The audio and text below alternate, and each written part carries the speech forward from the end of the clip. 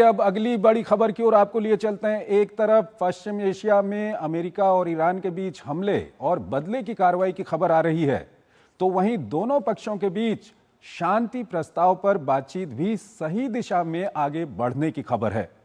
प्रस्ताव लगभग तैयार है और बताया जा रहा है कि प्रस्ताव की भाषा को लेकर अमेरिकी राष्ट्रपति ट्रंप की कुछ आपत्तियों के बीच एक बार फिर प्रस्ताव विचार करने के लिए ईरान के पास पहुंचा है। वहीं हॉर्मुज से जहाजों की आवाजाही पहले से कुछ बढ़ी है, लेकिन अभी भी कई तरह की अनिश्चितताएं बरकरार हैं। आइए आपको ताजा घटनाक्रम से जुड़ी एक रिपोर्ट दिखाते हैं और फिर इस पर अपने विशेषज्ञ मेहमान से हम चर्चा करेंगे। समझौते के अंतिम चरण में होने का दावा, लेकिन रणक्षेत्र में तनाव पहले की तरह ही बरकरार है। दोनों तरफ से छोड़े जा रहे बयानों के तीर के बीच ईरान और अमेरिका ने एक दूसरे पर हमले का दावा किया है। तेहरान द्वारा अमेरिकी MQ-1 ड्रोन मार गिराए जाने से भड़के अमेरिका ने ईरान के गोरुक और केशम द्वीप पर हमला बोल दिया। इन हमलों में अमेरिका ने ईरानी airbase, defence system, drone control station और 2 हमलावर ड्रोन नष्ट करने का दावा किया है। गोरुक में ईरानी रडार और कमांड सिस्टम को निशाना बनाया गया, जबकि केशम द्वीप पर ड्रोन सुविधाएं नष्ट की गईं। अमेरिका का कहना है कि ड्रोन क्षेत्र में गुजर रहे जहाजों के लिए खतरा बन सकते थे, लिहाजा आत्मरक्षा में सैन्य कार्रवाई की गई। ईरान जवाबी कार्रवाई को अपना कानूनी अधिकार बता रहा है। वहीं IRGC ने भी अमेरिकी एयरबेस को निशाना बनाने का दावा किया। बेस का इस्तेमाल सिरिक द्वीप के पास अमेरिकी ऑपरेशन में हुआ था। IRGC का कहना है कि इस हमले में सिरिक द्वीप पर टेलीकॉम टावर को निशाना बनाया गया। हालांकि ईरान ने यह नहीं बताया कि एयरबेस कहां स्थित है। इन हमलों के बीच कुवैत पर मिसाइल और ड्रोन की बौछार की खबरें भी सामने आई, जिससे सायरन बजने लगे और लोगों में दहशत फैल गई। सेना ने एयर डिफेंस सिस्टम को एक्टिव किया और दुश्मन की ओर से दागी गई ड्रोन्स और मिसाइल्स को रोकने का दावा किया। इस बीच ईरान ने अमेरिका पर सीज फायर के उल्लंघन का आरोप लगाया है। ईरानी संसद के स्पीकर बाकर कालिबाफ ने कहा है कि बंदरगाहों की नाकेबंदी जारी रखना, लेबनान में इजराइल की सैन्य कार्रवाई नहीं रोकना दिखाता है कि अमेरिका सीज फायर का पालन नहीं कर रहा है। बढ़ते तनाव और तनातनी के बीच अमेरिकी राष्ट्रपति डोनाल्ड ट्रंप ने एक बार फिर दावा किया है कि ईरान वास्तव में समझौता करना चाहता है और ये अमेरिका और उसके सहयोगियों के लिए अच्छा सौदा होगा। उन्होंने कहा कि प्रस्तावित समझौते में परमाणु मुद्दे का साफ और विस्तार से जिक्र किया गया है। ट्रंप ने दावा किया कि समझौते का बड़ा हिस्सा परमाणु मामलों पर ही केंद्रित है, जबकि ईरान का कहना है कि बातचीत सिर्फ जंग रुकवाने तक ही सीमित है। जबकि ईरानी विदेश मंत्रालय ने आरोप लगाया कि अमेरिका के रुख में लगातार बदलाव और परस्पर विरोधी बयानों के जरिए वार्ता को और जटिल बनाया जा रहा है। मंत्रालय ने साफ किया कि हमलों के बावजूद बातचीत का दरवाजा बंद नहीं हुआ है। वहीं होर्मुज से जहाजों के गुजरने का दावा किया जा रहा है। ईरान का कहना है कि उसकी अनुमति से पिछले 24 घंटों में 15 जहाज इस रास्ते से गुजर चुके हैं।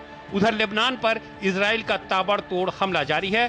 प्रधानमंत्री नेतन्याहू ने बैरूत के दाहिए इलाके में हिजबुल्लाह के ठिकानों पर हमला तेज करने का आदेश जारी किया है। इससे पहले दक्षिणी लेबनान में अपनी पकड़ मजबूत करते हुए इजरायली सेना ने ब्यूफोर्ट किले पर कब्जे का दावा किया था। वहीं अमेरिका ने संघर्ष को कम करने के लिए नया प्रस्ताव रखा है। इसके तहत हिजबुल्लाह सभी तरह का हमला रोकेगा। बदले में इजराइल बैरूत में सैन्य कार्रवाई और आगे नहीं बढ़ाएगा। अतुल अनेजा हमारे साथ जुड़ रहे हैं, विदेशी मामलों के जानकार हैं, उनसे हम बातचीत करेंगे। अतुल जी, बहुत बहुत स्वागत है आपका हमारे इस कार्यक्रम में। अतुल जी, पहला सवाल यही है कि पिछले 24 घंटों में जो अमेरिका कह रहा है कि उसने ईरान में कुछ जगहों पर हमले किए हैं, ईरान कह रहा है कि उसने बदले की कार्रवाई की है, कुवैत कहता है कि उसके यहाँ भी हमले हुए हैं, काफ़ी कुछ वहाँ पर मिसाइल्स और ड्रोन को इंटरसेप्ट किया गया है, क्या कुछ चल रहा है? चंद्रशेखर जी, सबसे बड़ी बात है कि बातचीत जो है वो जारी है। अब उसके खास कुछ मुद्दे हैं जिसके लिए और वक्त चाहिए, और जब तक वो सुलझेंगे नहीं तब तक अपनी डोमेस्टिक ऑडियंसेस को देखते हैं, ईरान अपनी तरफ और अमेरिका, उनको दोनों को ये है कि कमज़ोर ना दिखें अपने, तो अपना जो एक तरह से जो ऑप्टिक्स है उसको मेंटेन करना है। वही रीज़न है कि हम देख रहे हैं कि ये हमले हुए हैं अमेरिका की तरफ से चेशम आइलैंड वगैरह पे, और ईरान का दावा है कि उसने अब जवाबी हमले किए हैं। तो एक तरह से ये गेम जो है वो चल रही है, लेकिन असली मुद्दा चंद्रशेखर जी वो बातचीत के कुछ जटिल एरियाज हैं जिसके ऊपर रुकी हुई है। एक उनमें से जो इम्पोर्टेंट एरिया है वो है लेबनान की स्थिति, कि हम देखते हैं कि ये दो पक्षीय वार्ता नहीं हो रही, इसमें इसराइल का फैक्टर बहुत इंपॉर्टेंट है। और जब तक वो सेटिस्फाई नहीं होता तब तक डोनाल्ड ट्रंप कोई समझौता नहीं करेंगे। और वो अटका कहाँ है? वो लेबनान के ऊपर अटका है, क्योंकि ईरान चाहता है कि हिजबुल्लाह के ऊपर एक तरह से हिजबुल्लाह नष्ट ना हो एज ए फोर्स, और इसराइल की मंशा है कि एक तरह से उसको न्यूट्रलाइज किया जाए। तो हिजबुल्लाह का एरिया अभी रिजॉल्व नहीं हुआ, कुछ प्रस्ताव गए हैं। वो अगर रिजॉल्व होता है तो फिर हम बाकी चीज़ों के ऊपर मुझे लगता है काफ़ी नज़दीक आ गए हैं पोजीशंस, जैसे न्यूक्लियर का मुद्दा है।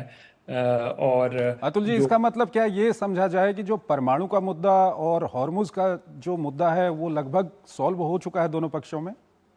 देखिए, अगर हम परमाणु का मुद्दा देखें, वो पूरी तरह से सॉल्व नहीं हुआ। कि प्रॉब्लम ये आ रही है कि जो 400 केजीज का जो इनका एनरिच यूरेनियम का भंडार है ईरान का, उसका क्या किया जाए।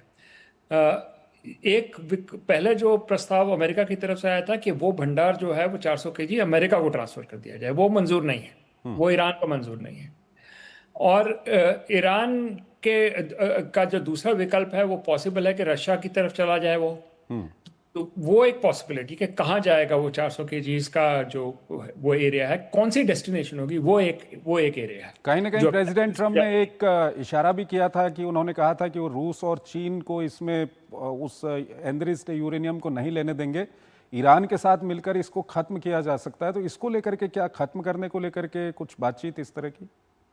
जो स्टेटमेंट ईरान से आया है कि वो उनको ये प्रस्ताव मंजूर नहीं है कि उसको ईरान के अंदर ही खत्म कर दें।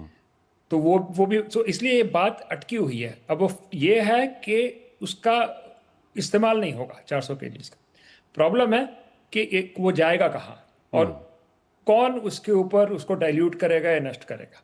ये दो मुद्दे जो है ये न्यूक्लियर डायमेंशन के ऊपर आ रहे हैं। मुझे लगता है कि ये एक बार सॉल्व हो जाता है तो फिर, और हिजबुल्लाह का एरिया, जो इजराइल लेबनान वाला जो फ्रंट है, वो एक तरह से शांत होता है। तो फिर हमारे पास दो पिवट्स होंगे जिसकी वजह से वो एक तरह से समझौता होने की फिर गुंजाइश बन जाती है। ये लेबनान वाला जो मामला है, इसको लेकर के अमेरिका कोशिश कर रहा है कि वहाँ पर बातचीत करवाई जाए दोनों पक्षों के बीच में, लेकिन सर अमेरिका भी तो कहीं ना कहीं लेबनान पर दबाव बना रहा है कि हिजबुल्लाह को डिसआर्म किया जाए। तो ये किस तरह से सॉल्व होगा वहाँ पर? यही प्रॉब्लम है, क्योंकि इसराइल और अमेरिका दोनों चाहते हैं एक तरह से पल्ला झाड़ ले ईरान हिजबुल्लाह से, और वो ईरान करने के लिए कभी तैयार नहीं हुआ।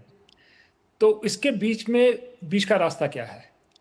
अब बात उस पर आ रही है जी, कि डोनाल्ड ट्रंप को भी पता है कि अगर ये सॉल्व नहीं हुआ तो जो मेजर डील है हॉर्मूज के ऊपर, तेल की प्राइसेस वगैरह के ऊपर, वो इस पर निर्भर कर रही हैं। इसलिए कुछ प्रेशर इसराइल पे भी जाएगा कि भाई अब आपने अपने आर्मी को एडवांस कर लिया है लेबनान के अंदर, कि अब मामला उसको खत्म कर रफा दफा करो और बीच का रास्ता निकालो।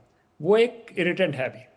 क्या सर इसको ऐसे देखा जा सकता है कि कहीं ना कहीं बातचीत चल रही है और बहुत जल्द ये मामला हल हो जाएगा, और इसीलिए इजराइल वहाँ पर ज़्यादा से ज़्यादा मोबिलाइजेशन वहाँ पर कर रहा है, अपने जो मिलिट्री अचीवमेंट हैं, मिलिट्री ऑब्जेक्टिव है, उनको अचीव करने की कोशिश कर रहा है? बिल्कुल बिल्कुल, ये रीडिंग सही होगी कि क्योंकि अब पता है कि एंड गेम शुरू हो चुकी है, और सारे पक्ष जो हैं, ईरान को उसको हम शामिल करें, इसराइल का मैं इतना नहीं कह सकता, लेकिन बाकी सारे अमेरिका और ईरान जो है वो इसको ख़त्म करना चाहते हैं, इस युद्ध को।